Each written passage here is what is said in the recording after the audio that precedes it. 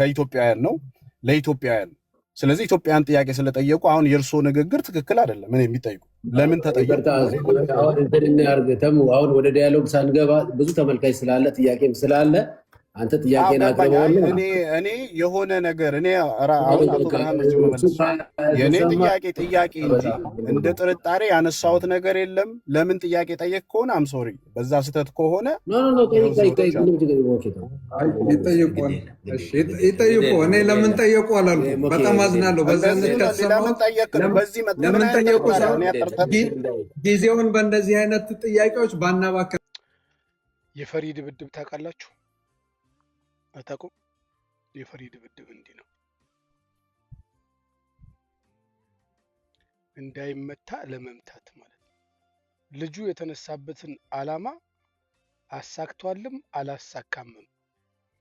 የመጀመሪያው ዓላማው ያው የህዝቡን አቴንሽን የሚይዝ ነገር እዚህ ቲክታክ መንደር ውስጥ ሲነሳ እንደምንም ብሎ በጎን ገብቶ ካሜራ ላይ ቁጭ ብሎ ጊፍት መሰብሰብ ነበር።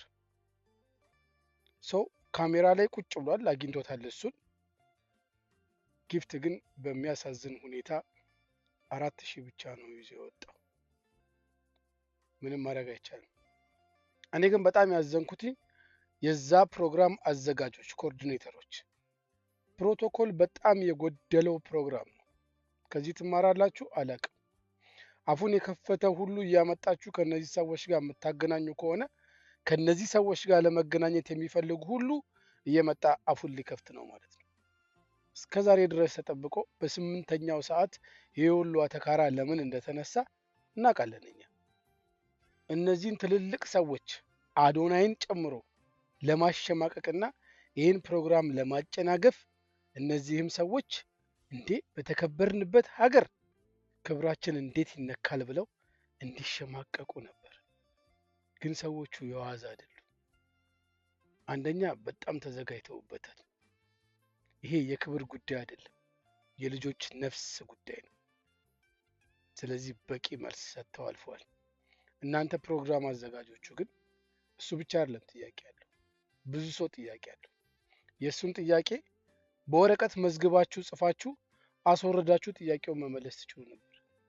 እሱን እዛ ጋር ጉብ አድርጋችሁ የሰውን ጨጓራ የምትልጡት ለምንድን ነው? መጨረሻ ላይ አይታችሁታል ሲወርድ አልተሰማኝም፣ የኔ ድምፅ ከተሰማችሁ እኔ እንጃ፣ አይ በቃ አልተሰማኝም፣ በቃ እንግዲህ ከሰማችሁኝ ቻው ምናምን ብለው ወረደ። ሚውት አደረጉት እና በቃ ጥያቄውን እንዳለ መጠየቅ አልቻለም እንዲባል። አዘጋጆች